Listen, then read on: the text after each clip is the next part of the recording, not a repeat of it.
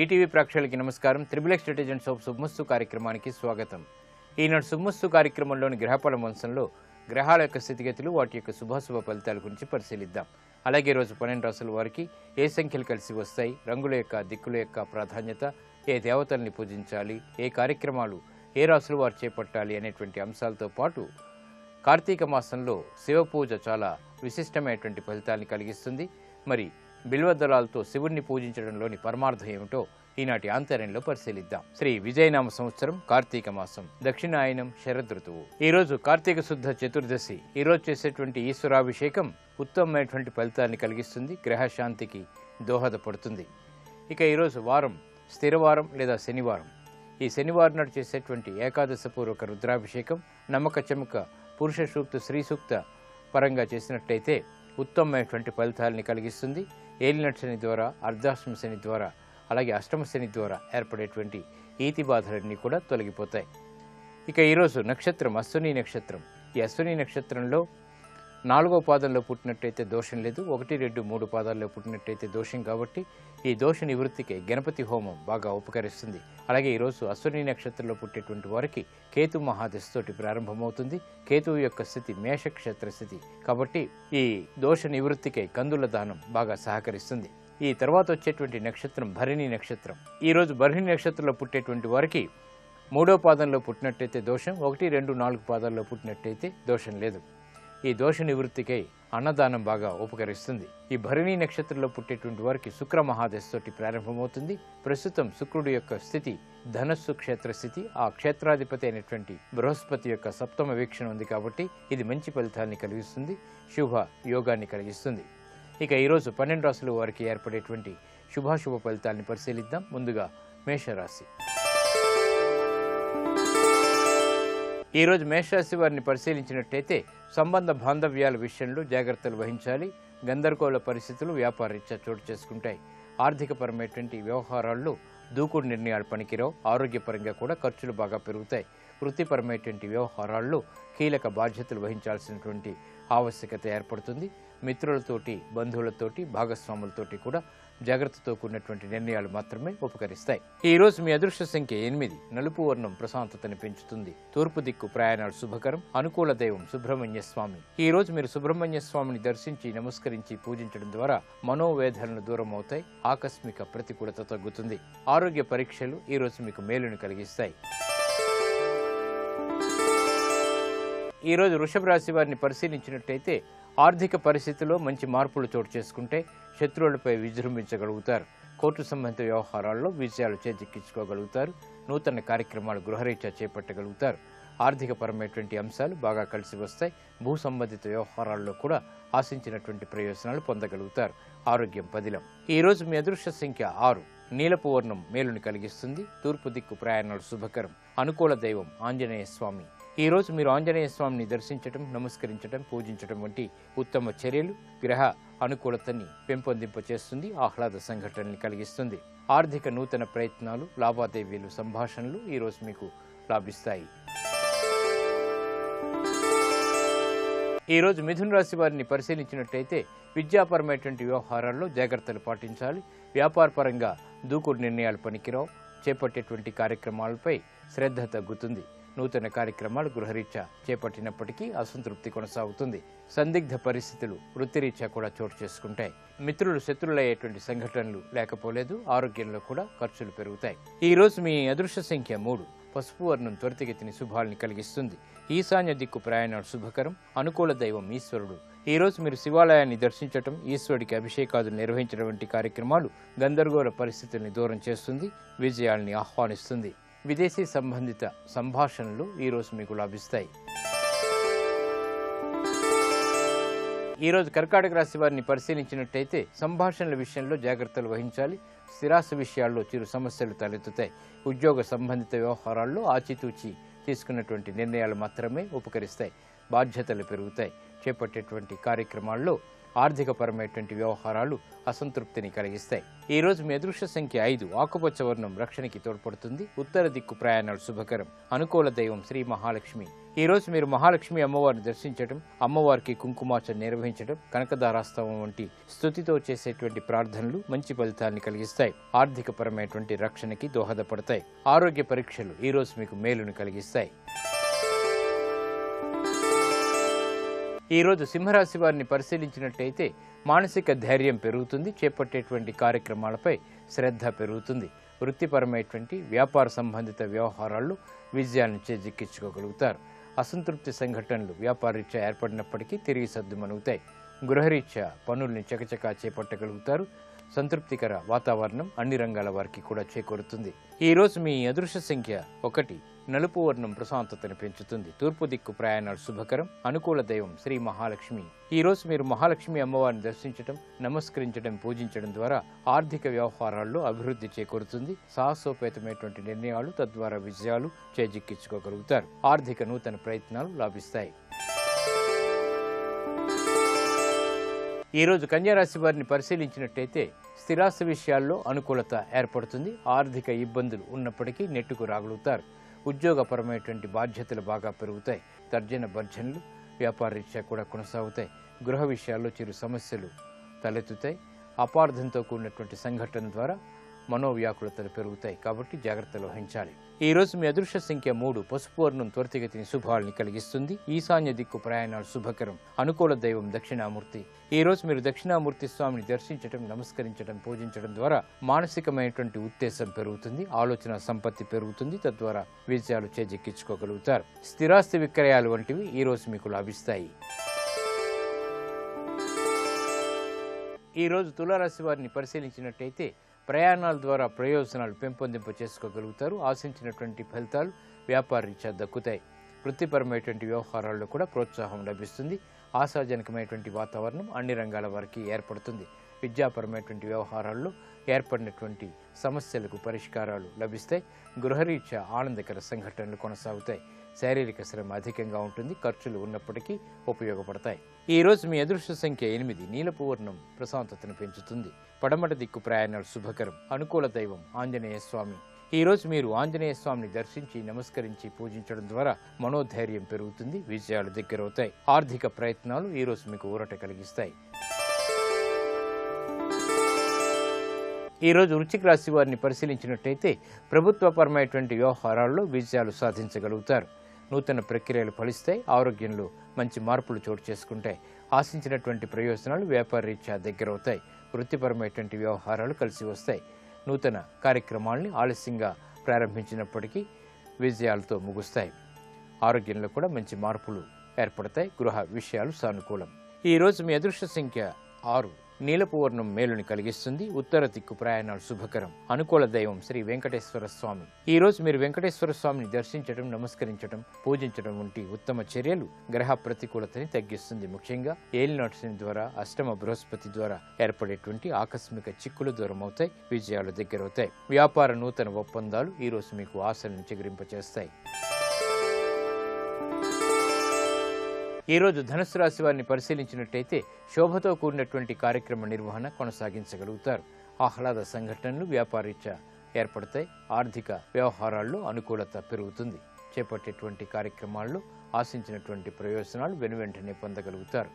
మిత్రులతో సఖ్యత పెరుగుతుంది. కుటుంబ వ్యవహారాల్లో ప్రాధాన్యత పెరుగుతుంది.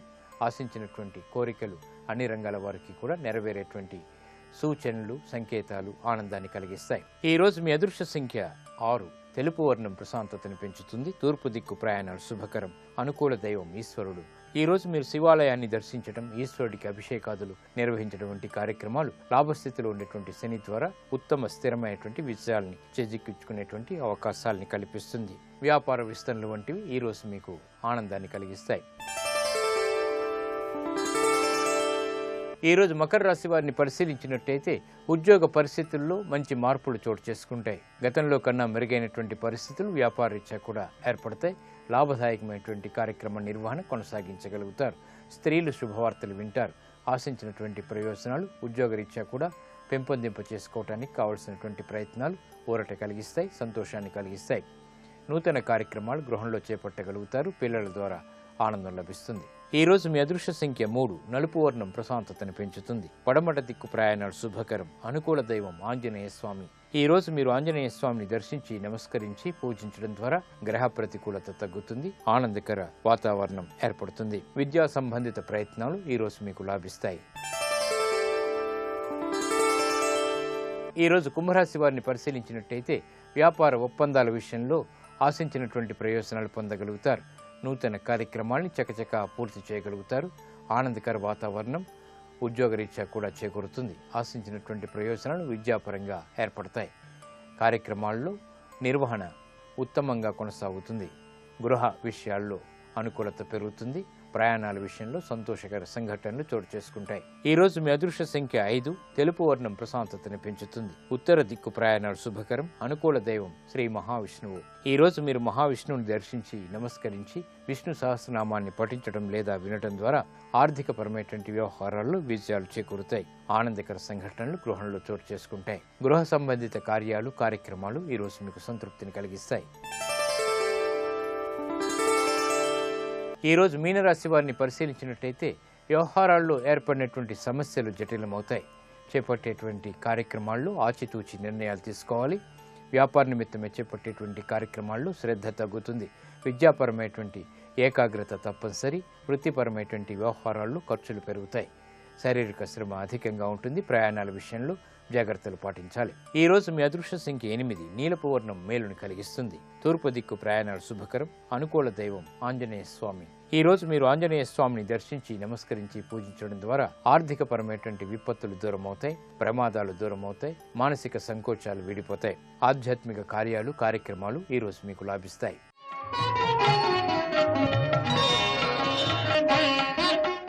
కార్తీక మాసంలో శివారాధన ఉత్తమ ఫలితాన్ని కలిగిస్తుంది. శివారాధనలో బిల్వదళాల్ని వినియోగిస్తుంటారు. ఈ బిల్వదళాలు వినియోగించడంలోని పరమార్థం ఏమిటో పరిశీలిద్దాం. త్రిదళం త్రిగుణాకారం త్రినేత్రంచ త్రియాయుధం త్రిజన్మ పాప సంహారం ఏకబిల్వం శివార్పణం అంటూ ఈశ్వరుణ్ణి బిల్వదళాలతో కార్తీక మాసంలో పూజిస్తూ ఉంటారు. శివునికి బిల్వదళం అంటే మహా ఇష్టం. ఈ బిల్వదళాన్ని మారేడు దళంగా కూడా పిలుస్తాం.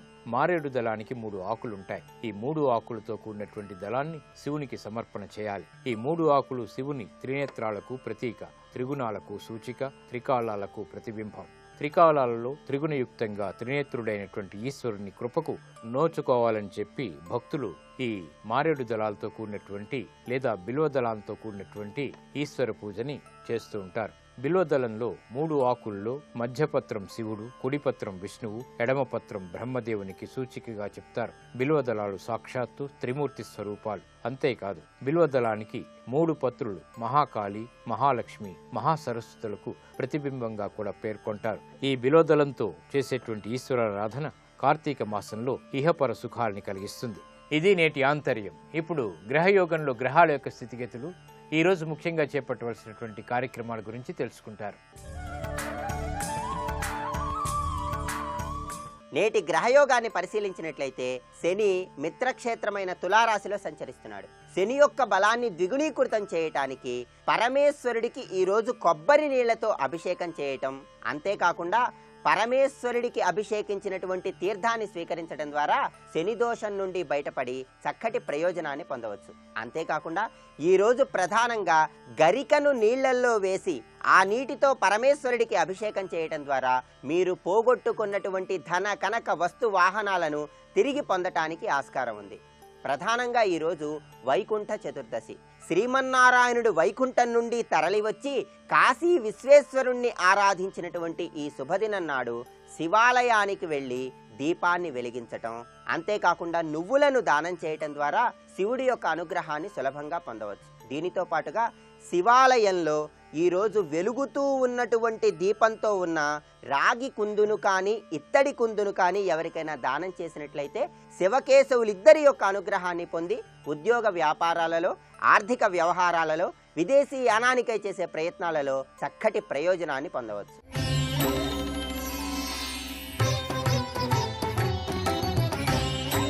మీరు ఉద్యోగ ప్రయత్నాలు ఎన్ని చేస్తున్నా విఫలమవుతున్నటువంటి తరుణంలో దైవ బలం రీత్యా ఏం చేయాలి? కార్తీక మాస సందర్భంగా ఒక తులసి మొక్కని, ఒక ఉసిరిక మొక్కని ఎవరికైనా దానంగా ఇచ్చినట్లయితే ఉద్యోగ ప్రయత్నాలలో చక్కటి పురోభివృద్ధిని సాధించి చక్కటి ఉద్యోగాన్ని అతి త్వరగా పొందటానికి ఆస్కారం ఎంతగానో ఉంది. ఇవి ఈనాటి గ్రహఫలం అంశంలోని విశేషాలు.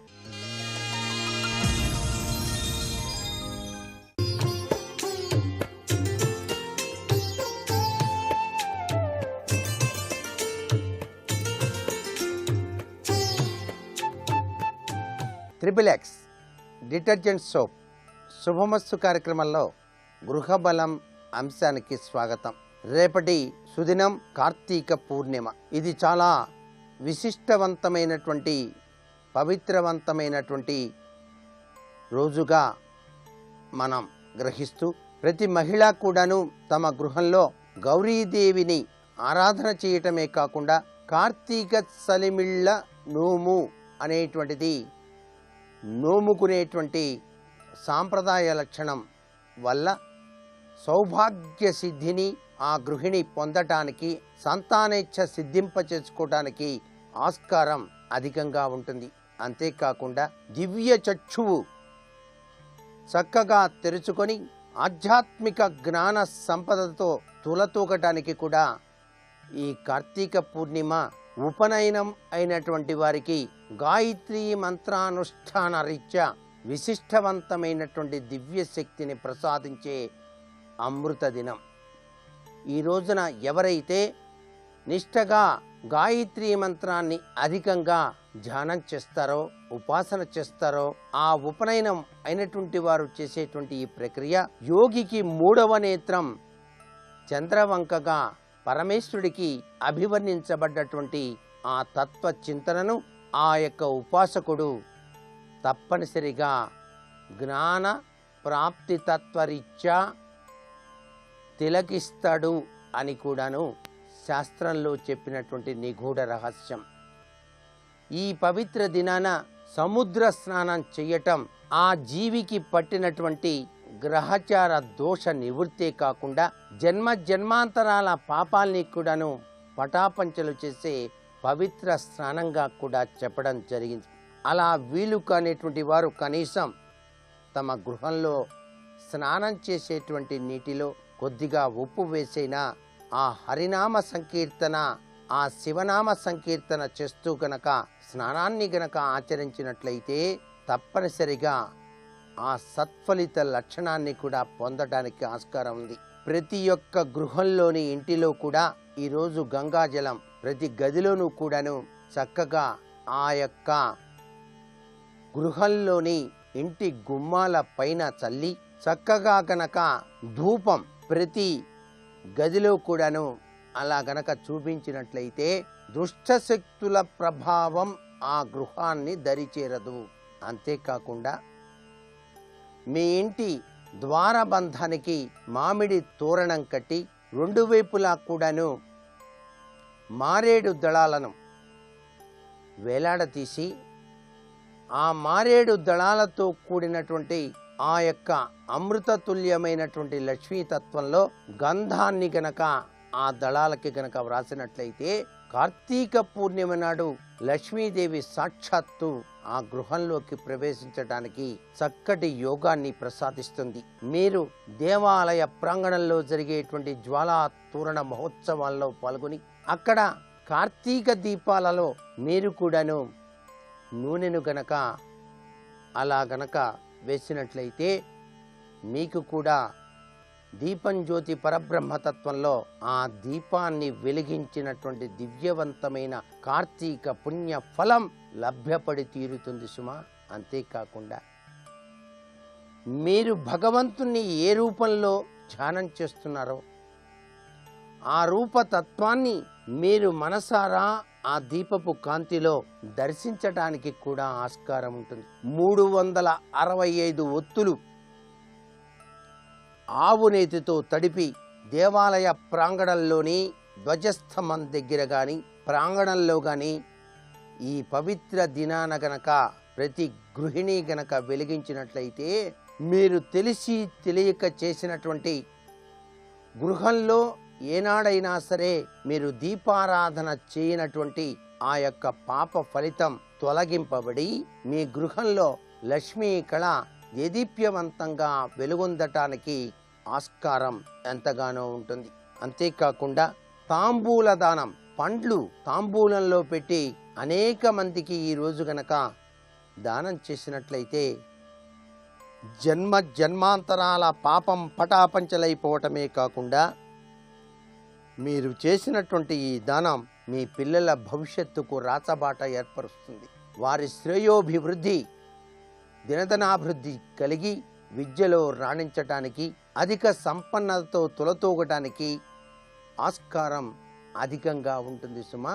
పితృదేవతలను చాలా గొప్పగా ఆరాధన చేయటానికి ఈ సుదినాన వృషోత్సవం అని చెప్పేసి చక్కటి ఆవు యొక్క కోడెదూడను అచ్చువేసి ఆబోతుగా స్వేచ్ఛగా వదలటమే ఈ యొక్క వృషోత్కర్గం అని చెప్పేసి అంటారు.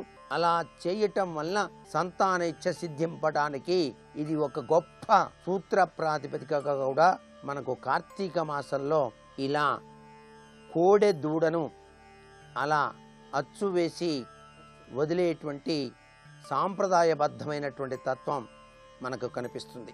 ఎవరైతే పండ్లను దానం చేస్తారో దేవర్షి, పితృషి రుణాలు మూడింటి నుంచి కూడా విముక్తిని పొందుతారని, దక్షిణాయుతంగా ఉసిరిక ఫలాన్ని దానం గనక ఇచ్చినట్లయితే సార్వభౌమతత్వం వచ్చి తీరుతుందని, కార్తీక పూర్ణిమ నాడు లింగదానం గనక ఎవరైతే చేస్తారో సమస్త పాపహరం జరిగి తీరుతుందని, అత్యంత పుణ్య ఫలదాయకమని, ఈ దానం వల్ల ఈ జన్మలో అనేక భోగాలు అనుభవించి మరుజన్మలో చక్రవర్తిత్వం పొందుతారని మనకు కార్తీక మహాపురాణం తెలియచేస్తోంది. ఇది మనం గృహంలో ఆచరించటం సర్వత్రా కూడా శుభదాయకం. వాస్తురీత్యా సంభవించేటువంటి విపత్కర పరిస్థితుల నుంచి కూడా రక్షింపజేసుకోవడానికి ఈ కార్తీక పూర్ణిమ నాడు మీరు గృహంలో ఆచరించేటువంటి వివిధ రకాల దానాలు కూడాను గృహానికి బలాన్ని చేకూరుస్తాయి అని చెప్పడంలో ఏమాత్రం సందేహం లేదు. నేటి వాస్తు సందేహాన్ని గనక పరిశీలన చేసినట్లయితే శనిగ్రహ దోష పీడార్థం ఎటువంటి రుద్రాక్షను ధారణ చేసినట్లయితే చక్కగా యోగవంతంగా ఉంటుంది అన్నది ప్రశ్న. శనిగ్రహ దోష పరిహారార్థం నవముఖి రుద్రాక్షను గనక ధారణ చేసినట్లయితే శనీశ్వరుని యొక్క దోష నివృత్తి పరిహారమే కాకుండా పరమేశ్వరుని యొక్క అనుగ్రహ కటాక్ష వీక్షణాల్ని కూడా పొందడానికి ఆస్కారం అధికంగా ఉంటుంది సుమా. మరికొన్ని ముఖ్య విషయాలు సోమవారం నాటి శుభమస్తు కార్యక్రమంలోని గృహ బలం అంశంలో తెలుసుకుందామా మరి? సర్వే జనా సుఖినో భవంతు.